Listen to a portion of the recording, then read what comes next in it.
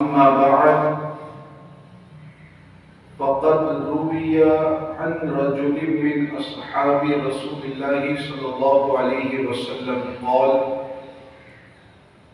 قال رسول الله صلى الله تعالى عليه وسلم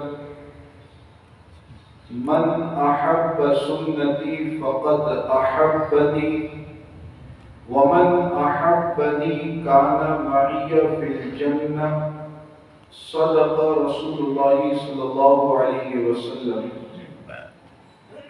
والصلاة والسلام عليك يا رسول الله.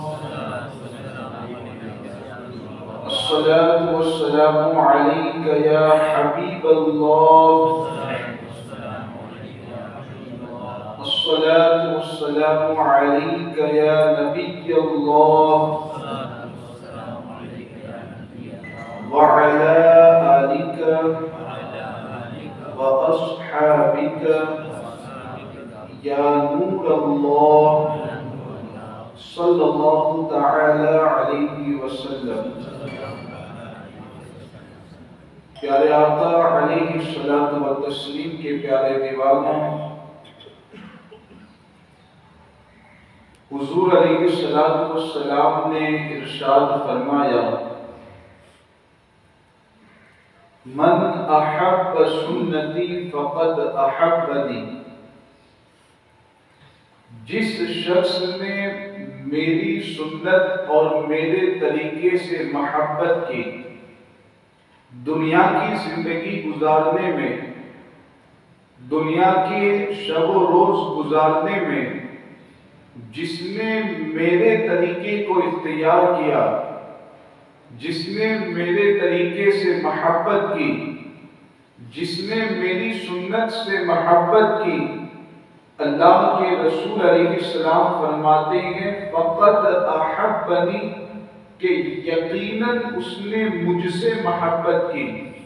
میری سنت سے محبت کرنے والا حقیقت میں مجھ سے محبت کرنے والا ہے. اب آگے حضور علیہ السلام ارشاد فرماتے ہیں کہ جو میری سنت سے محبت کرتا ہے اب اسے بدلہ کیا ملے گا؟ داڑھی رکھنا حضور علیہ السلام کی سنت ہے، عقیقہ کرنا حضور علیہ السلام کی سنت ہے، نماز کے 5 وقت کی جو نماز ہے اس میں بھی بہت ساری حضور کی سنتیں موجود ہیں. اسی طریقے سے دیگر ہماری زندگی میں حضور علیہ السلام کی سنتیں موجود ہیں. اب اگر ہم ان سنتوں پر عمل کرتے ہیں تو فائدہ کیا ملتا ہے؟ اللہ کے رسول علیہ السلام نے ارشاد فرمایا کانا معی فی الجنہ. حضور فرماتے ہیں کہ سنت سے محبت کرنے والا ایک تو ہے کہ وہ جنت میں ضرور داخل ہوگا اور ساتھ میں جنت میں میرا ساتھ اللہ تعالیٰ اسے عطا فرمائے گا. یہ سنت رسول علیہ السلام سے محبت کا نتیجہ ہے، سنت رسول علیہ السلام پر عمل کرنے کا فائدہ ہے. افسوس کی بات ہے کہ آج کے اس دور پر فتن میں ہم حضور علیہ السلام کی سنتوں سے دور ہوتے جا رہے ہیں. حضور علیہ السلام کی سنتیں ہماری زندگی سے ختم ہوتی جا رہی ہے. سنتوں کے بارے میں اولاً تو ہمیں علم ہی نہیں ہے کہ حضور علیہ السلام کی سنتیں کیا ہے، حضور علیہ السلام کا طریقہ زندگی کیا ہے. اولاً تو ہم میں سے بہت سے مسلمان ایسے ہیں جو جانتے ہی نہیں، اگر جانتے ہیں تو بہت سے ایسے ہیں کہ جاننے کے بعد عمل نہیں کرتے ہیں. یاد رکھیں کہ سنتوں کا علم ہمیں حاصل کرنا ہے، حضور علیہ السلام کے طریقے زندگی کو ہمیں جاننا ہے اور پھر اس کے مطابق اپنی زندگی کو ڈھالنے کی کوشش کرنی ہے. آئیے اسی نیت کے ساتھ کہ حضور کے ارشادات کیا ہے، حضور کی شریعت ہمیں کیا مسائل اور کیا احکام بتاتی ہے، اس نیت کے ساتھ ہم سوالات و جوابات کی اس سیشن کو شروع کرتے ہیں. آپ کے سوالات بھی اگر ہو تو آپ ضرور پیش کریں. نکاح کے حوالے سے سب سے پہلا سوال تو یہ ہے کہ نکاح سے پہلے خطبہ پڑھا جاتا ہے. اگر کسی نے خطبہ نہیں پڑھا یا وہ پڑھنا بھول گیا اور ویسے ہی ایجاب و قبول کرا دیا تو یہ نکاح صحیح ہوگا یا صحیح نہیں ہوگا؟ نکاح سے پہلے جو خطبہ پڑھا جاتا ہے شریعت کے اعتبار سے یہ خطبہ پڑھنا سنت ہے. سنت ہونے کا مطلب یہ ہے کہ اگر بغیر خطبے کے بھی نکاح ہوا کرنا بھی چاہیے، سنت پر بھی عمل کرنا ہے جہاں تک ہو سکے، لیکن اگر بغیر خطبے کے بھی نکاح ہوا، نکاح کے باقی شرائط پائے جاتی ہیں، نکاح کی باقی شرطیں پائی جاتی ہیں، تو ایسا نکاح بھی شریعت کے اعتبار سے صحیح مانا جائے گا. تو نکاح سے پہلے جو خطبہ ہوتا ہے وہ سنت ہے، پڑھنا چاہیے، ہونا چاہیے، لیکن بغیر خطبے کے بھی نکاح ہو جاتا ہے. اس میں ایک چیز کی وضاحت میں یہ کر دینا چاہوں گا، ہمارے یہاں جو رواج ہے اور عام طور پر طریقہ بھی یہی بتایا گیا ہے کہ ایجاب و قبول کروانے سے پہلے، ایجاب و قبول یعنی لڑکی کے پاس سے اجازت لے کر کے آئے، اب وہ جو وکیل ہوتا ہے، امام صاحب، عالم دین، سید صاحب ہیں، جو بھی نکاح پڑھانے والے ہیں، وہ وکیل جب لڑکے کے پاس جا کر کے ایجاب کرتا ہے، لڑکا قبول کرتا ہے، تو ایجاب اور قبول کروانے سے پہلے خطبہ پڑھا جاتا ہے. آپ جانتے ہیں اچھی طرح خطبہ پہلے ہی پڑھنے کا حکم بھی رہتا ہے. سنت طریقہ بھی یہی ہے کہ پہلے خطبہ ہو، پھر لڑکے کے پاس جا کر کے ایجاب کرائے، لڑکا قبول کرے. لیکن کبھی کبھار غلطی سے اور بھول کر کے ایسا ہوتا ہے کہ ایجاب و قبول کروانے سے پہلے خطبہ پڑھنا امام صاحب بھول جاتے ہیں. بھول کر کے ایسا ہو گیا، بعد میں اگر خطبہ پڑھ لیا تو اس میں بھی یہ اچھی طرح ذہن میں رکھیں کہ نکاح پر اس کی وجہ سے کوئی اثر نہیں پڑے گا. ایسا جب موقع آتا ہے تو ہم نے تو اپنی آنکھوں سے دیکھا ہے کہ پھر بعض جاہل امام کے حوالے سے باتیں کرنا شروع کر دیتے ہیں کہ انہوں نے کیسے نکاح پڑھا دیا، خطبہ تو پڑھا نہیں ہے، خطبے کے بغیر نکاح ہوگا نہیں، تو کیسے انہوں نے بغیر خطبے کے نکاح پڑھا دیا. تو یہ غلط سوچ گئے. خطبہ ضرور پڑھنا چاہیے، سنت ہے، لیکن اگر غلطی سے ایجاب و قبول سے پہلے خطبہ نہیں بھی پڑھا گیا تو اس صورت میں نکاح پر کوئی اثر نہیں پڑے گا. خطبہ اپنی جگہ سنت ہے، نکاح ایجاب و قبول اور باقی جو نکاح کے شرائط ہیں ان کے ذریعہ صحیح ہو جاتا ہے. دوسرا سوال یہ ہے کہ دو گواہ مقرر رہتے ہیں اور ان کا نام رجسٹر میں لکھا جاتا ہے، تو محفل نکاح میں وہی دونوں گواہی کے طور پر معتبر ہوتے ہیں، وہی گواہ ہوتے ہیں کہ حاضرین محفل اور مجلس بھی گواہ ہوتے ہیں؟ بہت اہم سوال کیا گیا، میں خاص طور سے آپ کی توجہ چاہوں گا. یہ ایک سوچ ہمارے یہاں پر یہ بھی پائی جاتی ہے، سمجھتے ہیں کہ رجسٹر میں جن دو لوگوں کا نام گواہ کے طور پر لکھا گیا ہے بس وہی دونوں نکاح کے گواہ ہوتے ہیں. یہ ہمارے یہاں پر سوچ پائی جاتی ہے.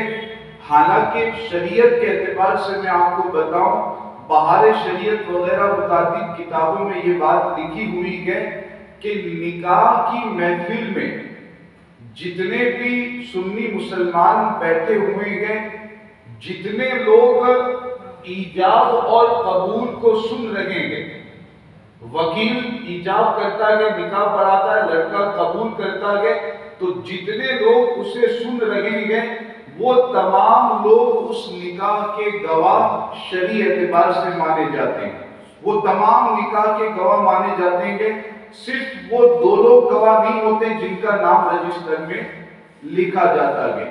وہ تو کارروائی چونکہ کرنی ہوتی ہے، دو لوگ نکاح گواہ کے طور پر رکھنے ہوتے ہیں، تو باضابطہ دو لوگوں کا نام لکھ لیا جاتا ہے. ورنہ جتنے بھی محفل میں موجود ہیں، ایجاب اور قبول کو جتنے لوگ سن رہے ہیں وہ تمام لوگ نکاح کے گواہ مانے جائیں گے. तमाम निकाह के गवाह शरई एतबार से होंगे। ये भी मसला ज़हन में रखें, कभी कभार इस तरह की ज़रूरत पेश आती है कि जिन दो लोगों का नाम रजिस्टर में लिखा गया और जिनको खास तौर से गवाह बनाया गया, कभी कभार ऐसा होता है कि वो शरीयत के एतबार से गवाह बनने के लायक नहीं है। जैसे मिसाल एक दे दूं कि देवबंदी मुर्तद गए, वो गवाह बनने के लायक नहीं। तो ऐसे दो लोगों को गवाह बना दिया, बनाने की इजाजत नहीं है, लेकिन मान लीजिए कि कोई निकाह ऐसा किया किसी ने कि ऐसे दो गवाह बनाए जो देवबंदी मुर्तद गए, तो अब इन दो गवाहों की गवाही तो सही नहीं होगी, लेकिन बाकी अगर महफिल में दो सुन्नी मुसलमान गए ईजाब व कबूल को सुन रहे गए, तो उनकी गवाही से ये निकाह सही हो जाएगा, जबकि लड़का लड़की दोनों सुन्नी गए। तो ऐसी जरूरत कभी पेश आती है, मसला जब इस तरह का पेश आता है तो लोग राबता करते हैं, पूछते हैं कि निकाह का क्या हुआ, क्या निकाह सही हुआ या नहीं हुआ। तो उस मौके पर ये मसला आपको जहन में जरूर रखना चाहिए ताकि शरीयत के एतबार से जो रहनुमाई की गई है उस पर आप अमल कर सकें। लड़की से इजाजत ली जाती है, इजाजत के वक्त भी उन दोनों गवाहों का मौजूद रहना जरूरी होता है। ये भी बड़ा अहम सवाल किया गया है, आप इस बात की तस्दीक करेंगे। हमारे यहाँ पर ये भी एक गलतफहमी पाई जाती है कि इजाजत लेने के लिए जब लड़की के पास जाते हैं उस मौके पर भी दो गवाहों का होना जरूरी हमारे यहाँ पर समझा जाता है। आप इसको महसूस करते होंगे कि जब लड़की के पास इजाजत लेने के लिए इमाम साहब जा रहे हैं तो लाजमी तौर पर वो दो गवाहों को भेजा जाता है, जिन दो गवाहों का नाम रजिस्टर में लिखा हुआ होता है, और बहुत ताकीद इस पर की जाती है और समझने वाली ये समझते हैं कि वो दो गवाह अगर लड़की से इजाजत लेते वक्त नहीं होंगे तो इस सूरत में भी निकाह सही नहीं होगा।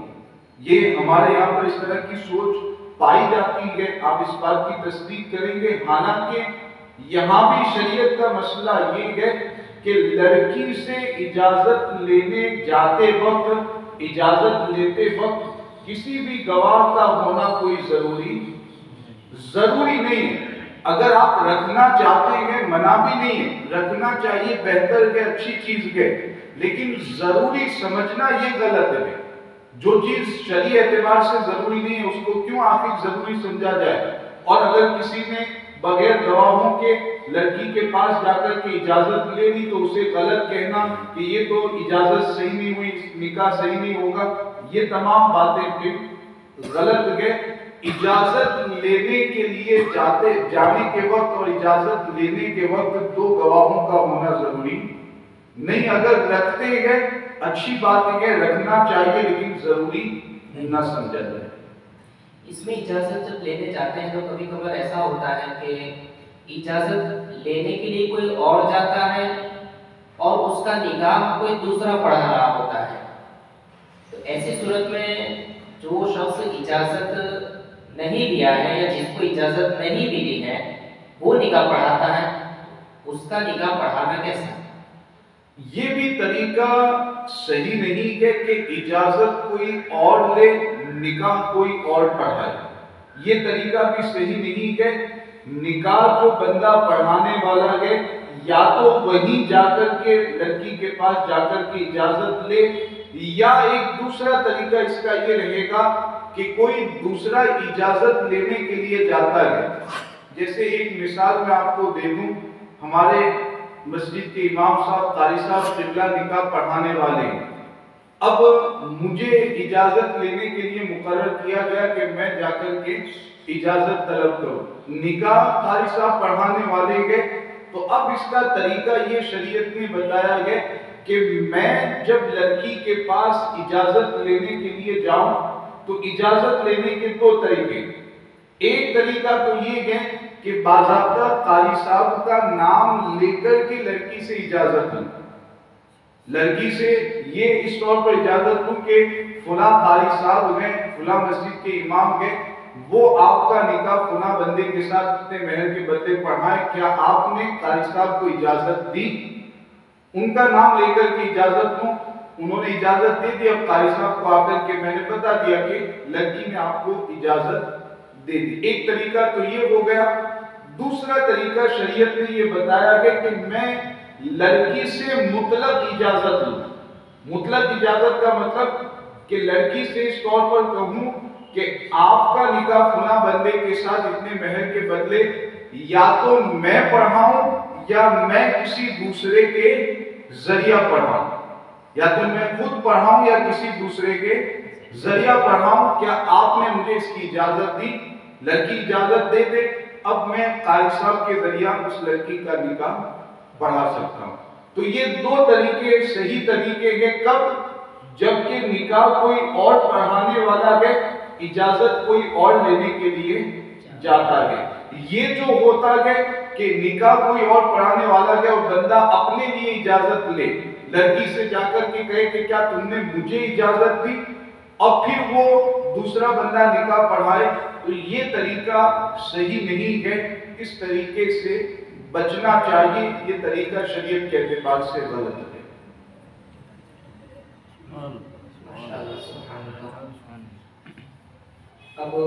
کوئی بھی بات سمجھ میں نہ آئے تو ضرور پوچھ لیجئے گا، ایسا نہ ہو کہ کنفیوژن آپ کے ذہن میں رہے اور اسی حالت میں آپ اس مجلس سے گزر جائیں۔ اچھا، اس غلط طریقے سے نکاح کو پڑھایا کسی نے، یہ تو ہو گیا کہ اجازت دینے کا صحیح طریقہ اور صحیح شرعی رہنمائی۔ کسی نے غلط طریقے سے نکاح پڑھا دیا تو اس کا کیا حکم ہوگا؟ اس کے حوالے سے حکم یہ رہتا ہے کہ اب لڑکی کی اجازت پر نکاح موقوف رہتا ہے۔ نکاح کا ڈیپینڈ نکاح کس پر ہے؟ لڑکی کی اجازت پر۔ اگر لڑکی اجازت دے دیتی ہے، لڑکی راضی ہو جاتی ہے، تو پھر یہ نکاح صحیح ہو جائے گا۔ لڑکی کا رخصت ہو کر کے اپنے شوہر کے پاس جانا، شوہر کے گھر پر جانا، مہر کی رقم کو قبول کر لینا، یہ تمام چیزیں بھی اس بات کو بتاتی ہے کہ لڑکی اس نکاح سے راضی ہے، تو اس سے بھی نکاح تو صحیح ہو جائے گا، لیکن طریقہ غلط ہے، اس غلط طریقے سے ہمیں بچنا چاہیے۔ کبھی کبھار ہوتا ہی ہے کہ لڑکا کہیں اور ہوتا ہے، لڑکی کہیں اور ہوتی ہے، اور اس طرح پوچھا جاتا ہے کہ اب موبائل سے نکاح کرنا چاہتے ہیں تو کیا یہ نکاح کر سکتے ہیں موبائل کے ذریعے، اور اگر کر سکتے ہیں تو اس کا طریقہ کیا ہوتا ہے؟ یہ سوال بھی آتا رہتا ہے۔ مجھے یاد آ رہا ہے کہ دیادرا کے ایک بندے نے بھی اس کے حوالے سے پوچھا تھا مجھ سے، اور بھی دوسری جگہوں سے اس طرح کے سوالات آتے ہیں کہ آن لائن ہمیں نکاح پڑھنا ہے، موبائل پر نکاح پڑھنا ہے، لیپ ٹاپ پر نکاح پڑھنا ہے، تو اس کا طریقہ کیا رہے گا؟ لڑکی مثال کے طور پر یہاں دیادرا میں ہے اور لڑکا UK میں ہے، اب یہ دونوں کا رشتہ طے ہو چکا ہے، لڑکی کو یہاں سے وہاں جانا ہے، نکاح پڑھ کر بھی جانا ہے، یہاں نکاح پڑھانا ہے، لڑکا دوسری جگہ ہے، لڑکی یہاں پر ہے، تو اس میں اب نکاح کا صحیح طریقہ کیا رہے گا؟ تو یہ آسان طریقہ آپ ذہن میں بٹھا لیں، بہت ہی آسان طریقہ ہے، شرعی اعتبار سے اس میں کوئی خرابی بھی نہیں ہے۔ کیا طریقہ رہے گا؟ اگر یہاں نکاح پڑھانا ہے، مثال کے طور پر میں قاری صاحب کو بارہا مثال میں لاؤں گا، قاری صاحب نکاح پڑھانے والے ہیں، یہاں لڑکی کے نکاح پڑھانا ہے قاری صاحب کو، تو اب کیا طریقہ لگے؟ لڑکا وہاں سے فون کر کے، وہ فون آڈیو کالنگ بھی ہو سکتا ہے یا ویڈیو کالنگ بھی، ویڈیو کالنگ کی کوئی ضرورت نہیں، آڈیو کالنگ بھی چل جائے گا، تو لڑکا وہاں سے فون کر کے قاری صاحب کو کہے کہ فلانا بنت فلاں کے ساتھ اتنے مہر کے بدلے میں نے اپنا نکاح پڑھانے کا آپ کو وکیل بنایا، یہ لڑکا قاری صاحب کو وکیل بنا دے۔ اب قاری صاحب اس لڑکی کے پاس جا کر دو شرعی گواہوں کی موجودگی میں نکاح پڑھائے، حجاب کرے اور لڑکی سامنے سے قبول کرے، یہ ہو جائے گا شرعی نکاح، اس طور پر نکاح مکمل۔ بالکل اس کا برعکس معاملہ ہے، لڑکا وہاں پر گئے، لڑکی یہاں گئے، نکاح وہاں پڑھانا گئے، यूके में निकाह पढ़ाना गया जहां लड़का मौजूद है, तो उसका तरीका ये रहेगा कि लड़की फोन करके वहां किसी को वकील बना दे, वो वकील 2 शरीक गवाहों की मौजूदगी में लड़के के सामने जाकर के इजाब करे, लड़का कबूल कर ले, तो इस तौर पर निकाह सही हो जाएगा। तो जहां निकाह करना है सामने से लड़का या लड़की वहां किसी को वकील बना दे, वो फोन पर भी वकील बना सकते हैं, वकील 2 गवाहों की मौजूदगी में जाकर के निकाह पढ़ा दे। ये बिल्कुल आसान तरीका है, शरई एतबार से इसमें कोई खराबी नहीं है। वो बात लोग ये करते हैं कि वहां 2 गवाह मौजूद हो, लैपटॉप पर वीडियो कॉलिंग के जरिया वो वहां का वीडियो दिखाई दे, यहाँ लड़की के पास 2 गवाह वीडियो दिखाई दे, ये सब मशक्कत और तकलीफ बर्दाश्त करने की कोई जरूरत नहीं है। बिल्कुल आसान तरीका जो शरई एतबार से सही है, कोई इसमें खराबी नहीं है, वो आपको बता दिया गया। इसमें एक छोटी सी बात रह जाती है कि लड़की ही का फोन करना जरूरी है या लड़की के वालिदैन घर वाले अगर फोन करके किसी को वकील बना देंगे तो ये काफी हो जाएगा? लड़की अगर अपने वालिद साहब को कह देती है कि आप फोन करके वकील बना दें, तो काफी के वालिद भी वकील बना सकते हैं। लड़की ने वालिदा को कह दिया, दादा को, किसी को भी लड़की कह दे, फिर वो वकील, वो वालिद या दादा फोन करके वकील बना दे, तो ये भी हो सकता है, इसमें भी कोई खराबी नहीं है। माशाअल्लाह, सुभान अल्लाह। शादी के लिए कुछ महीनों को और औकात को सही नहीं माना जाता है। मिसाल के तौर पर सफर का महीना ही ले लीजिए, कहा जाता है कि इसमें निकाह दुरुस्त एक एतबार से नहीं होता है, तकलीफ का बाइस होता है, या ये वक्त, ये महीना ठीक नहीं है। इस तरह का समझना और ये समझते हुए उस महीने में निकाह को छोड़ देना, ये कैसा है? हमारे यहाँ दयादरा में भी क्या ऐसा समझने वाले समझते हैं सफर के महीने के बारे में? तो ये माशाअल्लाह इल्म की बरकत है कि यहाँ इस तरह की दीनी महफिलें होती हैं, जुमा में बयानात भी ऐसे होते हैं, दर्स वगैरह भी दिया जाता है, जिससे ये सोच यहाँ के लोगों की खत्म हो गई। ये इल्म की बरकत है, ये इन इज्तिमाआत की बरकतें हैं। हमें बहुत से लोग ये समझते होंगे कि ये क्या हर हफ्ते आधा पौना घंटा इज्तिमा करना, बिला वजह टाइम पर बर्बाद करना। देखा ना, अभी आपने 2-2.5 सफ मस्जिद में मौजूद थी, लेकिन जैसे ही दुआएं अव्वल खत्म हुई, लोग उठ करके चले गए।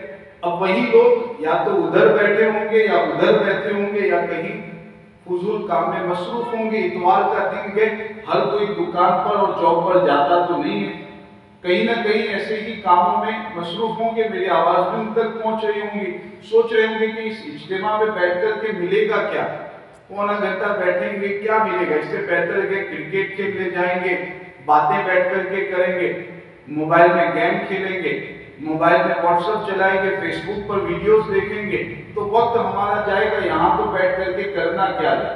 ये सोच रहती है। अफसोस की बात है कि ये सोच हमारे मुसलमान भाइयों में पाई जा रही है।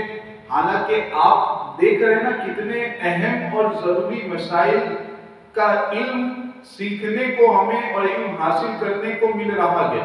ऐसी बातें हैं कि हम इससे पहले नहीं जानते थे। बहुत जरूरी बातों का इल्म हमें मिल रहा है, और ये बातें ऐसी है जिनका इल्म हासिल करना हमारे लिए जरूरी है। तो ये इज्तिमाआत बयानात की बरकतें हैं कि आपके यहाँ पर इस तरह की सोच नहीं पाई जाती कि सफर के महीने में निकाह नहीं कर सकते, करेंगे तो नुकसान होगा, ये खराबी होगी, वो होगी। वरना हम जानते हैं जब तारीख लिखने के लिए बैठते हैं, तारीख मुकर्रर करने के लिए बैठते हैं, तो बाज़ाब्ता फोन करते हैं कि 6 महीने बाद मार्च की 10 तारीख को हम सोच रहे हैं कि शादी की तारीख मुतय्यन की जाए। अब आप इस्लामी एतबार से देख लीजिए, क्या सफर का महीना तो नहीं आ रहा है? बाज़ाब्ता फोन करने वाले करते हैं, हमसे पूछने वाले पूछते हैं कि आप देख लीजिए सफर का महीना तो कहीं नहीं आ रहा है, 3 तारीख तो नहीं आ रही है, 13 तारीख, 23 तारीख, 18 तारीख तो नहीं आ रही है।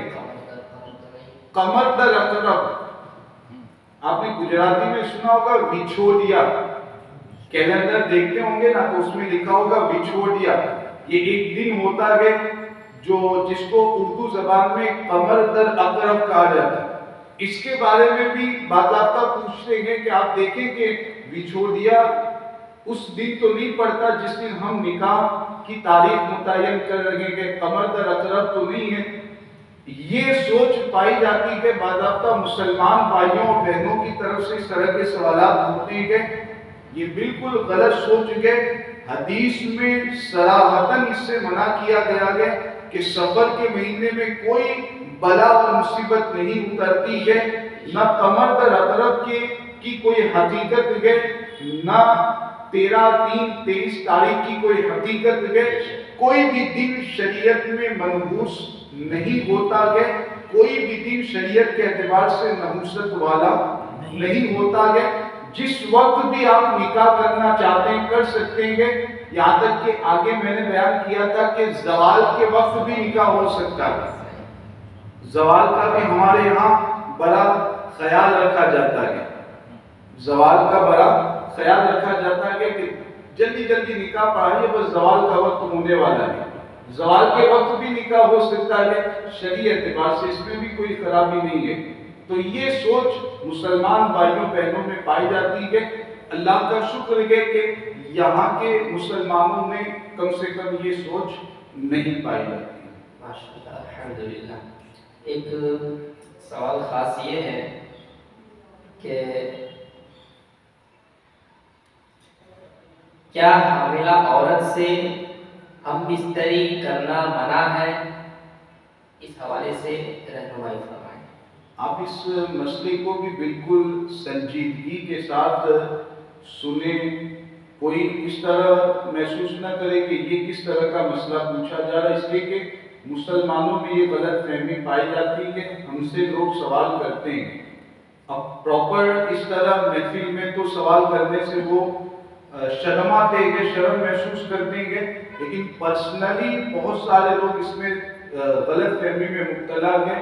اس لیے یہ مسئلہ بیان کرنا ضروری ہے. جیسے نماز کا مسئلہ بیان کرنا ضروری ہے، ویسے ہی اس مسئلے کو بھی بیان کرنا ضروری ہے. پریگننٹ اگر بیوی ہے تو پریگننٹ بیوی کے ساتھ بھی ہم بستری کرنا جائز ہے، کوئی گناہ کوئی حرام نہیں ہے. پریگننسی کی حالت میں بھی ہم بستری ہو سکتی ہے. ہاں بس اتنا خیال اور لحاظ رکھا جائے کہ بچے کو کسی طریقے سے نقصان پہنچنے کا کوئی اندیشہ نہ ہو، اس کا خیال اور لحاظ رکھنا ضروری ہے. ورنہ تو شریعت کے اعتبار سے اس میں کوئی قباحت اور کراہت نہیں ہے. ماشاءاللہ، سبحان اللہ، الحمدللہ. شادی کرنے والے شخص کے لیے یعنی دلہے کے لیے کہیں کہیں جگہ پر یہ ضروری سمجھا جاتا ہے کہ شادی کے ایک آدھ دن پہلے وہ ہاتھ میں لوہے کی کوئی چیز رکھے تاکہ اس کو کچھ نقصان نہ ہو. تو یہ لوہے کی چیز لینا، زبردستی اس کو پکڑانا، یہ کیسا ہے؟ یہاں پر یہ ہے علی صاحب، لوہے کی چیز دیکھا ہوگا آپ نے، وہ سپاری توڑنے والا عام طور پر وہ جو آلہ ہوتا ہے اسی کو ہاتھ میں پکڑا دیا جاتا ہے. اور بالکل مطلب کہ استنجا خانے میں جانا ہے تب بھی اس کو ہاتھ سے الگ کرنے کی اجازت نہیں دی جاتی، جیب میں رکھ کر کے جانا کے لیکن ساتھ میں رکھنا ہے. یہ بھی یہ عجیب طرح کی سوچ ہے، اور یہ سوچیں اور یہ خیالات ہمارے یہاں پائے جاتے ہیں. آپ نے اگر یہاں اس کو محسوس نہیں کیا لیکن دوسری جگہ پر تو آپ نے دیکھا ہوگا کہ بالکل عورتوں کی طرف سے یہ لازمی حکم ہوتا ہے، گھر کی عورتوں کی طرف سے، کہ یہ تو پکڑنا کہ یہ کرنا کہ یہ ہاتھ میں لینا کہ اس طرح باندھنا کہ کچھ بھی ضروری نہیں ہے. یہ شریعت کے اعتبار سے سب باطل خیالات ہے، اس سے کوئی فائدہ نقصان نہیں ہوتا ہے. اگر ہاتھ میں نہیں بھی پکڑیں گے تو کوئی نقصان نہیں ہوگا، اگر پکڑتے ہیں تو کوئی فائدہ نہیں ہوگا، اس سے نفع اور نقصان کا کوئی تعلق ہی نہیں ہے. تو یہ بھی ایک غلط سوچ ہے جو ہمارے یہاں مسلمانوں میں پائی جاتی ہے. یہاں نہ صحیح لیکن ویڈیو کے ذریعہ بہت سارے مسلمان ایسے ہوں گے کہ ان کے یہاں اس طرح کی سوچ پائی جاتی ہوگی. انشاءاللہ تعالیٰ اس کو سننے کے بعد یہ غلط طریقہ اور غلط رواج ہمارے یہاں سے دور ہوگا۔ الحمدللہ۔ شادی سے پہلے ہلدی لگائی جاتی ہے، بعض لوگ نہیں لگوانا چاہتے پھر بھی ضروری سمجھتے ہیں اور لگواتے ہیں، اور کہیں کہیں لگائی بھی جاتی ہے تو اس میں پھر ناجائز کام بہت سارے ہوتے ہیں۔ عورت کا مرد سے جیسے مذاق کرنا، مستی مذاق کرنا وغیرہ، تو یہ ہلدی لگانا ضروری ہے؟ میرا طالب گمان یہ کہتا ہے کہ ہلدی لگانے والی رسم تو یہاں پر ہوگی، یہ تو ہوگی، یہ رسم تو اس کے بغیر تو نکاح ہی نہیں ہوتا ہے نا۔ اگر ہلدی نہیں لگائیں گے تو نکاح تھوڑی پورا مکمل ہوگا۔ وہ نکاح تو کیسا ہے جس میں ہلدی نہ لگائی جائے لڑکے کو لڑکی کو، اس کے بغیر نکاح کہاں مکمل ہوتا ہے۔ یہ ہمارے یہاں یہ سوچ پائی جاتی ہے۔ دیکھیں میں اس مسئلے کو واضح کرتا ہوں، آپ بالکل توجہ کے ساتھ، عورتوں تک اگر میری آواز پہنچ رہی ہے میں ان سے بھی گزارش کروں گا کہ اس مسئلے کو سنیں، سمجھیں اور پھر اس پر عمل کی کوشش کریں۔ دو چیزیں ہیں اس میں، ایک تو ہے لڑکی کو ہلدی لگانا، یہ معاملہ ایسا ہے کہ اس میں تو کچھ حد تک اجازت مل سکتی ہے، کیوں؟ اس لیے کہ لڑکی کو عام طور پر جو لڑکیاں ہوتی ہیں وہی ہلدی لگاتی ہے، گھر کی عورتیں، خاندان کی عورتیں ہلدی لگاتی ہیں، تو اس میں تو کچھ حد تک اجازت مل سکتی ہے۔ ہاں اگر اس میں بھی کوئی دوسرا گناہ کا کام کیا جاتا ہے ہم اس کی اجازت نہیں دے سکتے، شریعت اس کی اجازت نہیں دے سکتی ہے۔ ورنہ لڑکی کو اگر عورتیں ہلدی لگاتی ہے اور معمولی ہلدی، بہت زیادہ ہلدی نہ لگائی جائے تو اس کی تو اجازت مل سکتی ہے، جبکہ کوئی دوسرا گناہ اس میں شامل نہ کیا جائے۔ یہ تو معاملہ کلیئر ہے۔ لیکن لڑکے کو ہلدی لگانا، دلہے کو ہلدی لگانا، یہ بہت خطرناک معاملہ ہے۔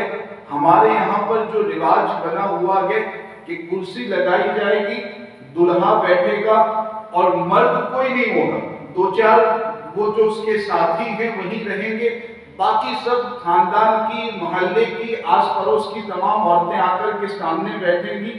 اب پھر سلسلہ چلے گا، چچازاد بہن آ رہی ہے ہلدی لگانے کے لیے، پھوپھیزاد بہن آ رہی ہے، آس پڑوس کی عورت ہلدی لگانے کے لیے آ رہی ہے۔ یہ جو رواج ہمارے یہاں پر ہے، میں آپ کو بتاؤں کہ کئی گناہوں کا مجموعہ یہ رواج ہمارے یہاں پر پایا جاتا ہے، کئی گناہوں کا مجموعہ اس میں ہے، کئی ایک گناہ اس میں ہے۔ ایک تو بے پردگی پائی جاتی ہے، دو چار اس کے دلہے کے جو ساتھی ہوں گے وہ ہوں گے اور اجنبی عورتیں گے، دلہا بھی بیٹھا گے، بے پردگی بالکل آمنے سامنے بیٹھنے گے۔ پھر اجنبی عورتیں دلہے کے بدن کو ٹچ کرے، دلہے کے بدن کو چھوئے، یہ بھی ناجائز و حرام ہے۔ اور دیگر جو گناہ کے کام ہوتے ہیں وہ آپ سے پوشیدہ نہیں، آپ اچھی طریقے سے جانتے ہیں۔ تو یہ والی جو رسم ہے شریعت کے اعتبار سے کبھی بھی اس کی اجازت نہیں مل سکتی ہے۔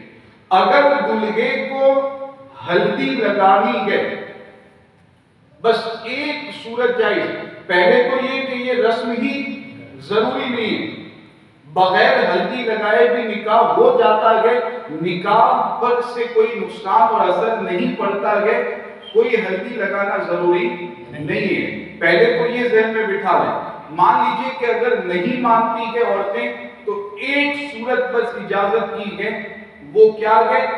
گھر کی وہ عورتیں، توجہ کے ساتھ، گھر کی وہ عورتیں جو اس لڑکے کے لیے محرم مانی جاتی ہے، یعنی جن سے نکاح کرنے کی اجازت نہیں ہوتی ہے، وہ عورتیں، اور وہ بھی اتنی عمر کی عورتیں ہیں کہ جن میں اب شہوت کی اور فتنے کا کوئی اندیشہ نہیں۔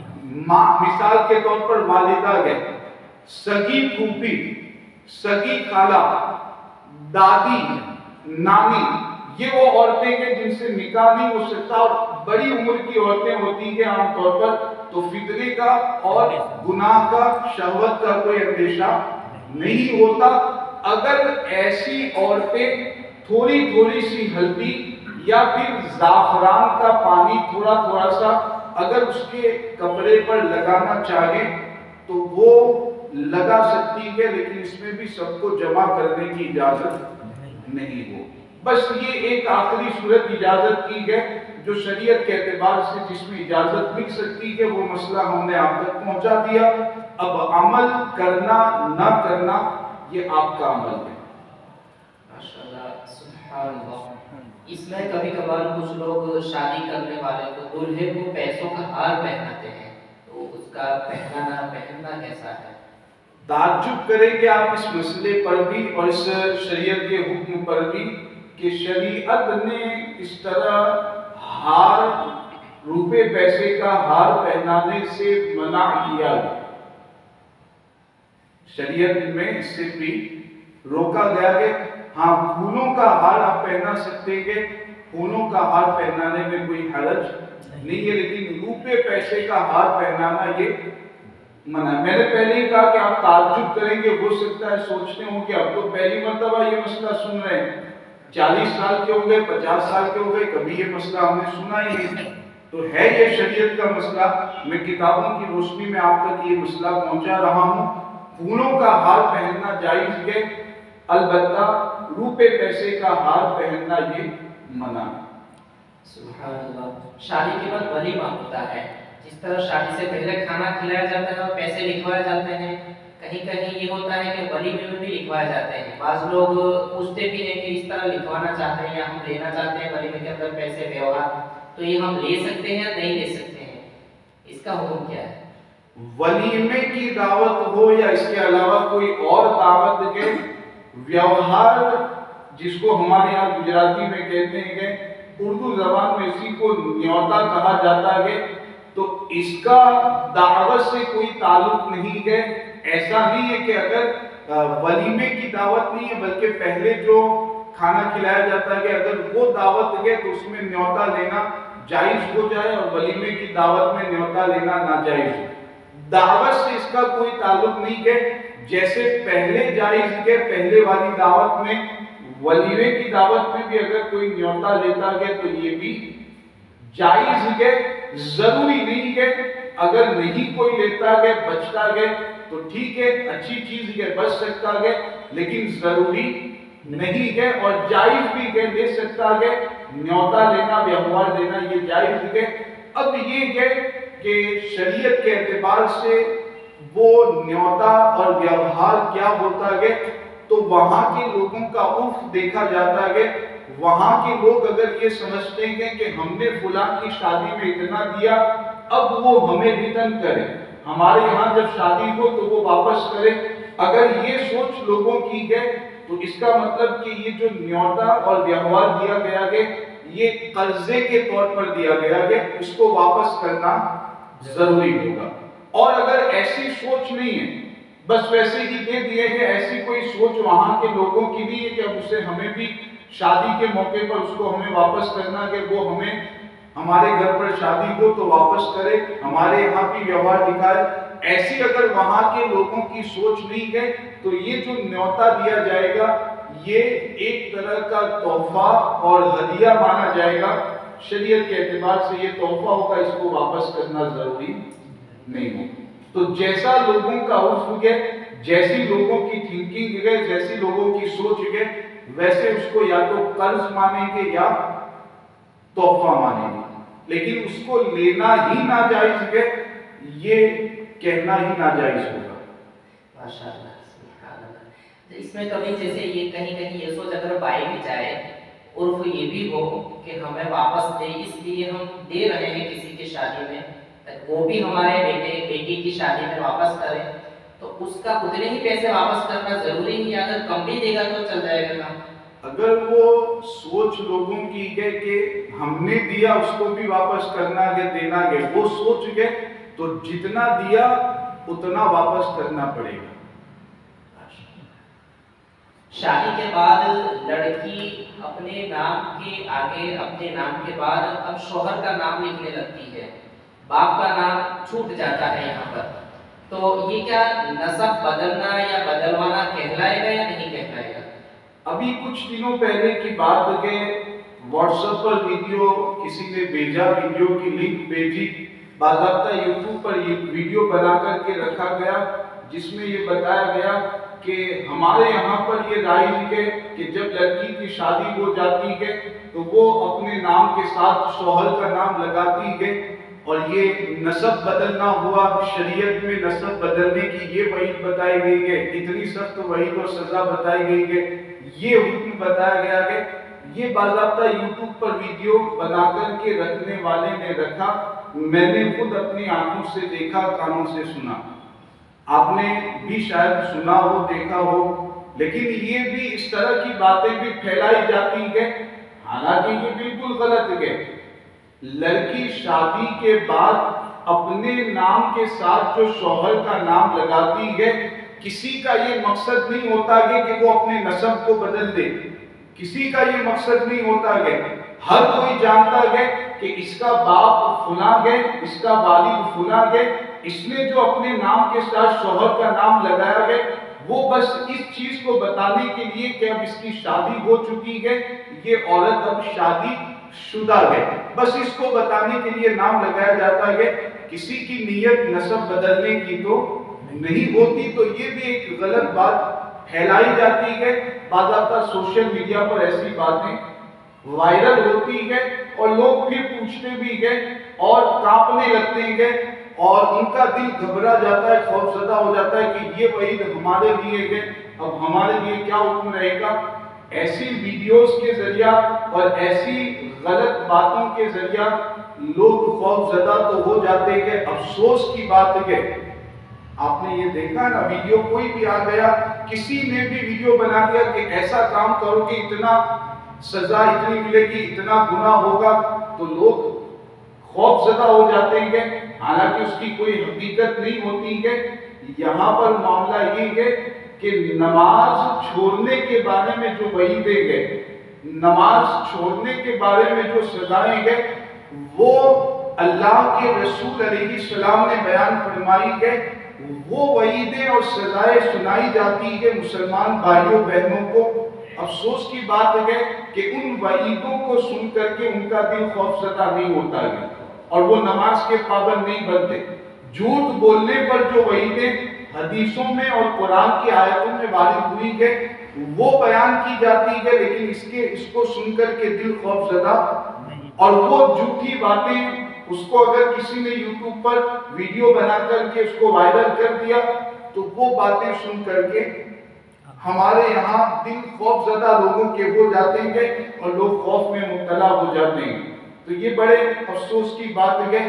ایک ویڈیو بہت زیادہ آتا ہے، آپ نے بھی سنا ہوگا، عورت کی آواز عام طور پر ہوتی ہے کہ مدینہ منورہ میں کل رات میں فلاں خلیفہ نے، فلاں بندے نے یہ خواب دیکھا، خواب میں معاذ اللہ جھوٹ بات بیان کی جاتی ہے کہ حضور تشریف لائے اور یہ بتایا کہ کل ایسا ہوگا، کل جو اس طرح کرے گا اس کو یہ فائدہ پہنچے گا۔ اس طرح کے بھی ویڈیوز وائرل کیے جاتے ہیں، بالکل غلط ہے، یہ غلط باتیں ہیں، اس طرح کے ویڈیوز غلط ہوتے ہیں، شریعت میں ان کی بھی کوئی حقیقت نہیں، اس طرح جھوٹ پھیلایا جاتا ہے، لیکن ہمارے مسلمان بھائی اور مسلمان بہنیں اس پر بھی بھروسہ کر دیتے ہیں، اور ان وعیدوں کا کچھ نہیں ہوتا کہ جو قرآن کی آیات اور احادیث میں بیان کی گئی ہے۔ تو یہ بڑے افسوس کی بات ہے کہ اللہ تعالیٰ ہمیں نیک توفیق عطا فرمائے، صوم و صلاۃ کا پابند بنائے۔ وقت ہو رہا ہے، طلاق کے مسائل ابھی کافی کچھ باقی ہیں، لیکن میں اگر گزارش کروں گا آپ میں سے کسی کا کوئی سوال ہے تو پہلے اس کو لے لیا جائے، تاکہ کہیں ایسا نہ ہو کہ وقت ختم ہو جائے اور آپ کے سوالات آپ کے دلوں میں باقی رہ جائیں۔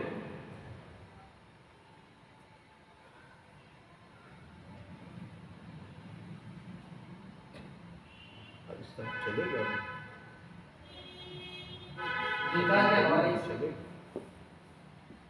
نکاح کے بارے میں ایک دو پوچھ لیجئے، پھر وقت، ہاں طلاق کے حوالے سے انشاءاللہ آئندہ جو نشست ہوگی، کیونکہ اس کے بھی بہت سارے ایسے مسائل ہیں اور بہت سی ایسی غلط فہمیاں ہیں جو ہمارے یہاں پائی جاتی ہیں، لوگوں کو معلوم ہی نہیں ہے، اور میں نے کہا کہ معلوم کرنے کی کوشش بھی تو ہم نہیں کرتے۔ ہفتے میں ایک دن آدھے پونے گھنٹے کی محفل میں بیٹھنا ہے، وہ بھی ہمارے لیے دشوار ہے، تو معلوم ہے نہیں اور معلوم کرنے کی کوشش نہیں کرتے۔ تو آپ جتنے بھی حضرات گئے یقیناً اللہ کو بہترین اس کی جزا اور بدلہ عطا فرمائے۔ آپ علم حاصل کرنے کے لیے بیٹھیں گے، بہت کچھ یہاں سے آپ لے کر کے جائیں گے، ثواب بھی ملے گا، علم بھی حاصل ہوگا اور دارین کی سعادت مندی سے بھی آپ بہراور ہوں گے۔ نکاح کے حوالے سے ایک ضروری سوال رہ گیا ہے، اسے ذرا لے لیجیے مفتی صاحب کی بات کہ کبھی کبھار یہ ہوتا ہے، دیکھا بھی جاتا ہے، سنا بھی جاتا ہے، لڑکی لڑکی کے ناجائز تعلقات ہوتے ہیں، ان میں کوئی نکاح وغیرہ نہیں ہوتا ہے، پھر ناجائز تعلق کی وجہ سے لڑکی کو حمل رہ جاتا ہے، وہ پریگننٹ ہو جاتی ہے۔ اب حالت حمل میں دونوں کے والدین نکاح کروا دینا چاہتے ہیں، وہ پریگننسی کی حالت میں، اب پریگننسی کی حالت میں اس سے نکاح ہو سکتا ہے؟ سوال یہ بھی کافی اہم ہے اور میں مطلب آپ کو بتاؤں کہ اس طرح کے سوالات ہم تک پہنچیں گے، باضابطہ پوچھے گئے ہیں کہ عورت لڑکا لڑکی کے غلط تعلقات ہونے کی وجہ سے دونوں ایک دوسرے سے ملے اور لڑکی پریگننٹ ہو گئی، حاملہ ہو گئی، اب والدین چاہتے ہیں کہ دونوں کا نکاح کرا دیں، تو کیا اس حالت میں نکاح ہو سکتا ہے کہ نہیں؟ شریعت کے اعتبار سے اس حالت میں نکاح کرنے میں کوئی حرج نہیں ہے، بالکل اس حالت میں نکاح ہو سکتا ہے۔ عورت پریگننٹ ہے، وہ اسی مرد کے ساتھ غلط تعلق رکھنے کی وجہ سے پریگننٹ ہوئی ہے، تو ایسی عورت سے نکاح کرنے میں کوئی حرج، بالکل نکاح کرنا جائز ہے۔ نکاح کے بعد دونوں ایک ساتھ رہ بھی سکتے ہیں، ہم بستری بھی کر سکتے ہیں، اس میں بھی کوئی حرج نہیں ہے، بالکل یہ معاملہ جائز ہے۔ بلکہ اگر اس طرح کسی سے کوئی گناہ کا کام ہو جاتا ہے تو والدین کو یہی مشورہ دیا جاتا ہے کہ پھر ان دونوں لڑکا لڑکی کا نکاح کروا دینے ہی میں بھلائی ہے، تاکہ وہ پھر آگے گناہ سے بھی بچیں اور دونوں رسوائی سے بھی بچ جائے۔ نکاح کروا دیا جائے، نکاح ہو سکتا ہے، ساتھ میں رہ بھی سکتے ہیں، شریعت میں اس کی کوئی ممانعت نہیں آئی۔ جزاک اللہ خیر۔ بسم اللہ الرحمن الرحیم، الصلاۃ والسلام علیک یا رسول اللہ صلی اللہ تعالی علیہ وسلم۔ یا اللہ یا رحمان یا رحیم، اللہ تبارک و تعالی رجب شریف کے مبارک مہینے میں علم دین کے مسائل حاصل کرنے کے لیے ہم یہاں پر جمع ہوئے، مولا تعالی سے جمع ہونے کو قبول فرمائے۔ جو کچھ مسائل شرعیہ بیان کیے گئے اس سب کو اچھی طرح سمجھنے، ذہنوں میں محفوظ رکھنے، ان پر عمل کرنے، انہیں عام کرنے کی توفیق عطا فرمائے۔ اس طرح کی دینی محافل میں شریک ہو کر علم دین سیکھنے اور حاصل کرنے کی توفیق عطا فرما، ایمان و عقیدے کی سلامتی عطا فرما، جان و مال، عزت و آبرو ایمان کی حفاظت فرما۔ وصلی اللہ تعالی علی خیر خلقہ محمد وعلی آلہ واصحابہ اجمعین برحمتک یا ارحم الراحمین۔